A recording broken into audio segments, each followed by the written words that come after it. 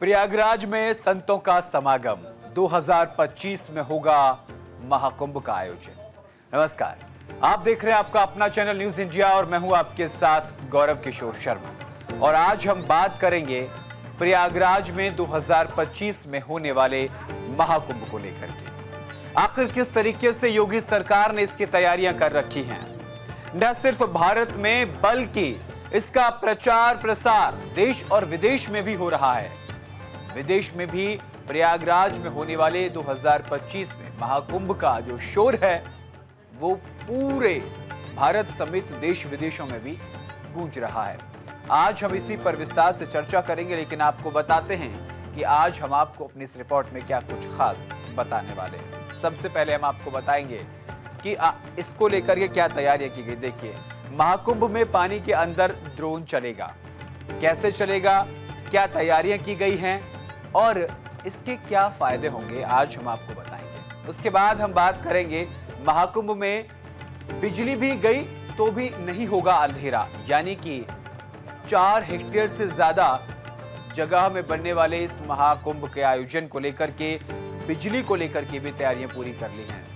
यानी कि अगर बिजली चली गई तो अंधेरा नहीं होगा, इंतजाम पुख्ता है। सुरक्षा की अगर बात करें तो सुरक्षा में 37,000 पुलिस कर्मियों को तैनात किया गया है। आज इस पर विस्तार से हम चर्चा करेंगे, बताएंगे कि किस तरीके से कौन कौन से जवान तैनात रहेंगे। और उसके बाद महाकुंभ को लेकर पर्यटन एवं संस्कृति विभाग के प्रमुख सचिव मुकेश कुमार मेश्राम जी न्यूज इंडिया से खास बातचीत के दौरान प्रयागराज महाकुंभ की एक्सक्लूसिव जानकारी सिर्फ और सिर्फ न्यूज इंडिया को दी, वो भी हम आपको दिखाएंगे। तो महाकुंभ 2025 को लेकर तमाम तैयारियां पूरी हैं और आज हम इसी पर चर्चा करेंगे।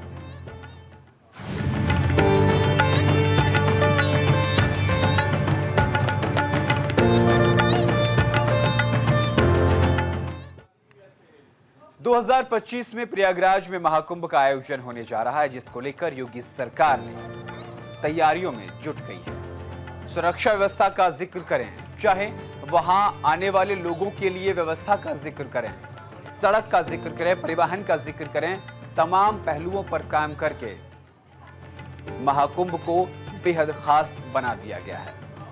महाकुंभ के लिए तंबुओं का शहर बस रहा है।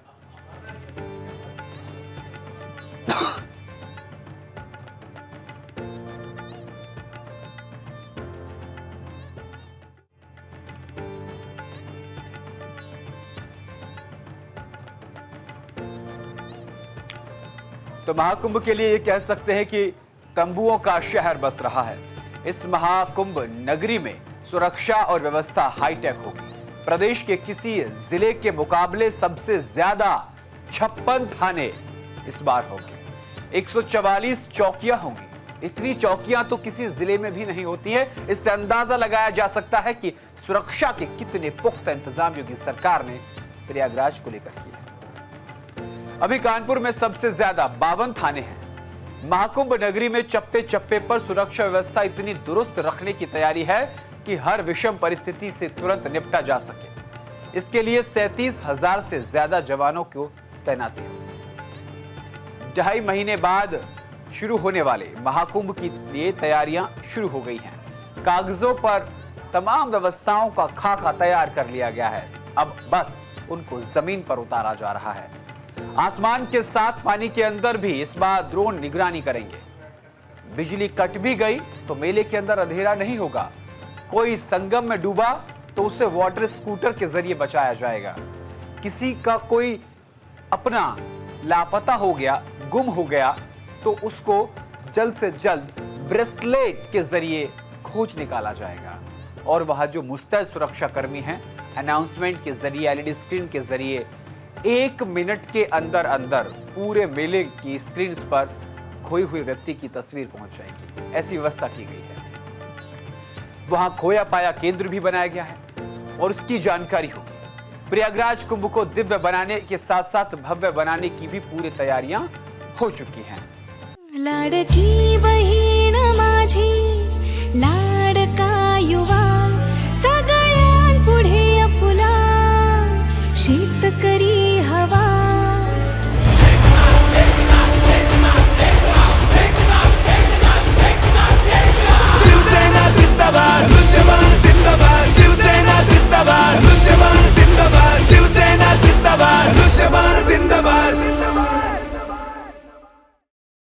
चलिए अब हम आपको पर्यटन एवं संस्कृति विभाग के प्रमुख सचिव मुकेश कुमार मेश्राम जी से जो न्यूज इंडिया ने खास बातचीत की है और उन्होंने सिर्फ और सिर्फ न्यूज इंडिया को जो एक्सक्लूसिव जानकारी दी है कि किस तरीके से इस बार का जो प्रयागराज महाकुंभ है वो किन मायनों में खास है।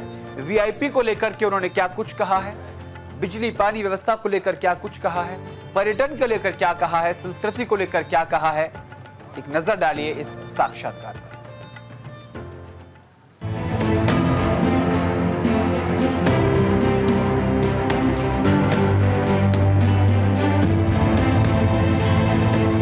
उत्तर प्रदेश जो अपनी सांस्कृतिक धरोहर के लिए जाना जाता है, उत्तर प्रदेश में साल 2025 में महाकुंभ का आयोजन हो रहा है, लेकिन इसको लेकर की तैयारियां पहले से शुरू हो गई हैं। अभी अयोध्या में 8वीं बार एक कीर्तिमान स्थापित किया गया, 28 लाख दिए जलाए गए। ये सब उत्तर प्रदेश में पर्यटन एवं सांस्कृतिक विभाग के नेतृत्व में और माननीय मुख्यमंत्री के निर्देशन में उत्तर प्रदेश में पर्यटन विभाग निरंतर काम कर रहा है।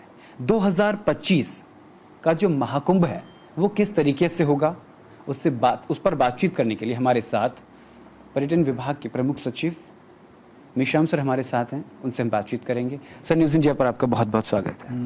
धन्यवाद, नमस्कार। सर, इस बार जो 2025 में महाकुंभ होने जा रहा है ये अपने आप में इस बार बहुत अनूठा है, बहुत भव्य है।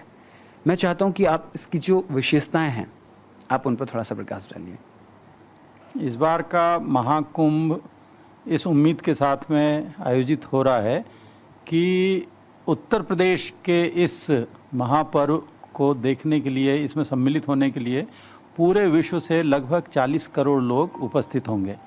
और यह 45 दिन का जो महा उत्सव है ये अलग अलग तरीके से पूरे देश की विभिन्न संस्कृतियों का संगम भी होने जा रहा है। इसमें उत्तर, दक्षिण, पूर्व, पश्चिम के बहुत सारे कलाकार अपनी सांस्कृतिक प्रस्तुतियां देंगे। वहाँ एक संस्कृति ग्राम स्थापित हो रहा है, वहाँ पर एक कला ग्राम स्थापित हो रहा है। लोगों को रुकने के लिए अच्छी सुविधाएं हम दे सके, इसके लिए पूरे शहर में होम स्टे की सुविधा, यानी लोगों के घरों में परिवार के साथ में भी लोग रुक करके उत्तर प्रदेश की संस्कृति, यहाँ के खान पान को जान सकते हैं। साथ ही साथ इस जो क्षेत्रफल है वो भी जो 2019 का एरिया था उससे बढ़ाया गया है। बहुत सारे टेंट, पंडाल इसमें स्थापित किए जाएंगे और अलग अलग जो धर्माचार्य होते हैं, अलग अलग पंथ संप्रदाय से जुड़े हुए लोग हैं, उनके अलग अलग अखाड़ों से जुड़े हुए लोग हैं, उन सब को भूमि का आवंटन किया गया है। और साथ ही साथ जो है पूरे प्रयागराज शहर और उसके आसपास के जो मुख्य धार्मिक स्थल हैं या पर्यटन स्थल हैं उनसे जोड़ने के लिए चौड़ी चौड़ी सड़कें बनाई गई है। तो एक जो स्पिरिचुअल ट्रायंगल उत्तर प्रदेश का स्थापित होता है, जिसे हम लोगों ने बहुत ही अच्छी तरीके से विकसित किया है। अयोध्या, वाराणसी, प्रयागराज। तो वाराणसी से अयोध्या को सड़क मार्ग बहुत ही अच्छा है। वहाँ वाराणसी से लेकर के अयोध्या का, प्रयागराज का और प्रयागराज से अयोध्या का, आप ये देखेंगे कि तीनों को जोड़ने वाली सड़कें 4 लेन से भी अच्छी चौड़ी की गई है। साथ ही साथ ये हेलीपोर्ट प्रयागराज में स्थापित किया गया, ठीक संगम के पास में। वहाँ पर कोई भी अगर लखनऊ से, अयोध्या से या वाराणसी से या आसपास के कुछ किसी स्थल से हेलीकॉप्टर की सुविधा लेकर के वहाँ जाना चाहता है तो वो भी हेलीपोर्ट पे पहुँच सकता है सीधे, और सीधा जो है संगम में। तो उसको जगह जगह इधर उधर दूसरी सवारियों के माध्यमों का उपयोग नहीं करना पड़ेगा और सीधे वो पहुँच सकता है। इसके अलावा वहाँ पे रुकने के लिए एकोमोडेशन मेला क्षेत्र में लगभग 2500 तो टेंटेज, जो अलग अलग तरीके से स्विस कॉटेजेस हैं, टेंट हैं, वो भी अलग अलग श्रेणियों की हम बनाने जा रहे हैं।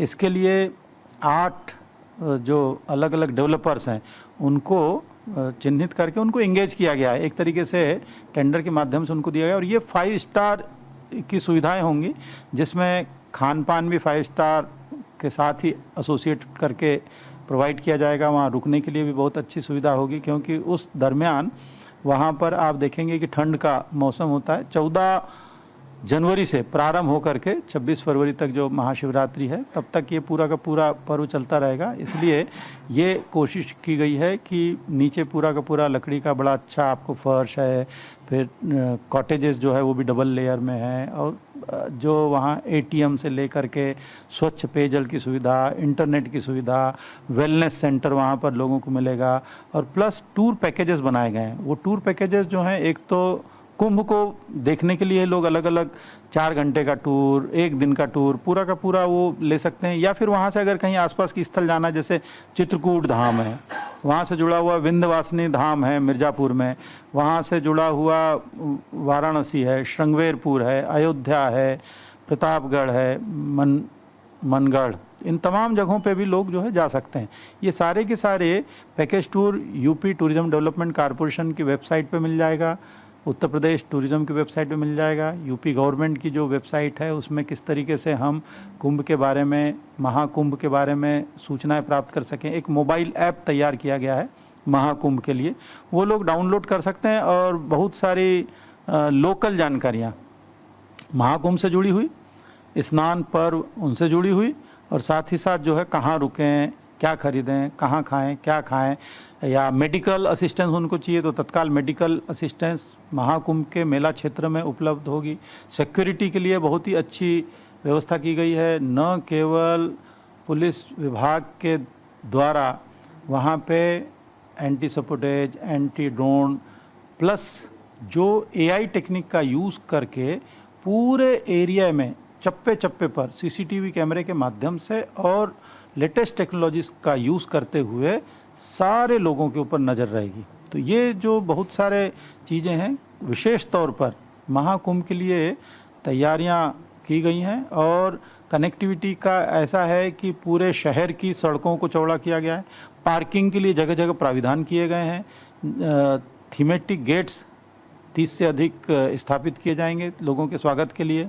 वहाँ पर खाने के लिए अलग अलग पंडाल रहेंगे, जो बड़े मेला क्षेत्र में भी होंगे, और बाहर तो खाने पीने की और सुविधाएं हैं ही, लेकिन उसमें भी साउथ इंडिया से लोग आ रहे हैं तो उनको साउथ इंडियन खाना मिल जाएगा, नॉर्थ ईस्ट वालों को खाना मिल जाएगा, वेस्ट वालों को खाना मिल जाएगा, विदेशी लोगों के लिए भी विदेशी भी बहुत सारे व्यंजन वहाँ पर रखे रहेंगे। लेकिन भारतीय संस्कृति को विशेष तौर पर हम ओडीओपी जो प्रोडक्ट है हमारे यहाँ के, क्राफ्ट है, शिल्प जिसको हम कहते हैं हस्तशिल्प, हस्त करघा से बहुत सारे निर्मित चीज़ें हैं, वो सारा कुछ वहाँ पे उपलब्ध रहेंगी।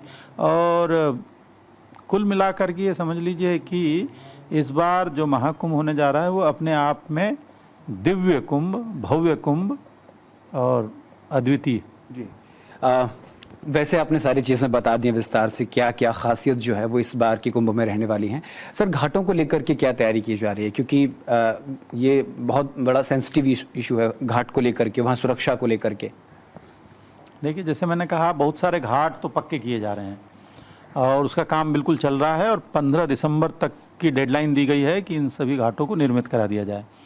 दूसरा जो है, पूरा चूँकि बहुत सारे जो पानी का एरिया रहता है वो मेन घाट से दूर होता है, तो जो पूरी रेत बिछी होती है, और इस बार क्या है, बारिश बाद तक चलती रही है तो बाढ़ ग्रस्त भी रहा है वो वाला एरिया, मतलब पानी भरा रहा, जल अप्लावित रहा है, तो इस वजह से पानी निकलने में धीरे धीरे टाइम लग रहा है।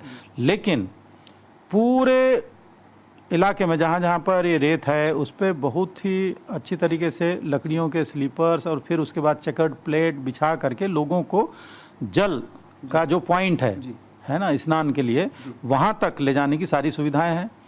इसके अलावा जो है वहाँ पे सर्वे किया गया है, और सर्वे के आधार पे किस तरीके से जल धारा तक लोगों को पहुँचाएं और ज़्यादा से ज़्यादा एरिया उनको एक्सेसिबल हो सके, इसके लिए ड्रेजिंग करके उसकी धारा को सुव्यवस्थित किया जा रहा है। तो सिंचाई विभाग को ये जिम्मेदारी दी गई है कि वो ड्रेजिंग का काम करके भी बहुत सारा वहाँ पे एक तरीके से लोगों के लिए सुविधाजनक स्थिति पैदा करें। अभी न्यूज़ इंडिया की टीम ग्राउंड जीरो पर गई थी, तो वाटर फ्लो जो है अभी वहाँ पर कम है, उसको भी बढ़ाया जाएगा। देखिए, ये हमेशा होता है कि यद्यपि वाटर फ्लो कुछ एरिया में बहुत रहता है, यमुना नदी का आप जलधारा देखें तो बहुत प्रवाहमान रहता है, क्योंकि बहुत सारी मध्य प्रदेश की नदियाँ भी आकर के यमुना में मिल जाती हैं, और जो पूरा का पूरा जलधारा का स्तर है, चूंकि यह संगम है तो दोनों नदियां वहाँ पे जहाँ पे मिलती हैं उसी के आसपास ये पूरा का पूरा महाकुंभ का क्षेत्र स्थापित किया जाता है। और जब जरूरत पड़ती है तो इसमें अतिरिक्त जल है ना, उसमें वाटर फ्लो बढ़ाया जाता है जी। जैसी और जैसे आवश्यकता होती है। विशेष तौर पर जो मुख्य तिथियां होती है, महापर्व महास्नान जिसे हम कहते हैं। सर, सुरक्षा की बात कर लेते हैं क्योंकि ये बहुत बड़ा मुद्दा है व्यक्तिगत सुरक्षा का। कुछ लोग कुछ असामाजिक तत्व जो प्रदेश में देश में माहौल खराब करने की कोशिश करते हैं, उनको लेकर के प्रशासन ने पूरी तैयारियां कर ली हैं। तो कुछ विशेष तैयारी, क्योंकि मतलब कुछ धार्मिक संतों की तरफ से आवाज़ उठी थी कि कवल आवा और तिलक ज़रूरी है एंट्री के लिए, इस तरीके की कुछ चीज़ें हो रही हैं क्या इसमें? ऐसा कुछ ऐसा है, न केवल प्रयागराज के आसपास के जनपदों की पुलिस भी सतर्क रहेगी और प्लस उत्तर प्रदेश में जो एंट्रेंस पॉइंट है, एक तो जितने भी दूसरे प्रदेशों से आने वाले एंट्रेंस पॉइंट है या दूसरे देशों से आने वाले एंट्रेंस पॉइंट है, उन सब को भी भव्य द्वार के रूप में स्थापित किया जा रहा है। और ये भी काम पीडब्ल्यूडी बहुत तेज़ी से कर रहा है, सड़कों का चौड़ीकरण कर रहा है।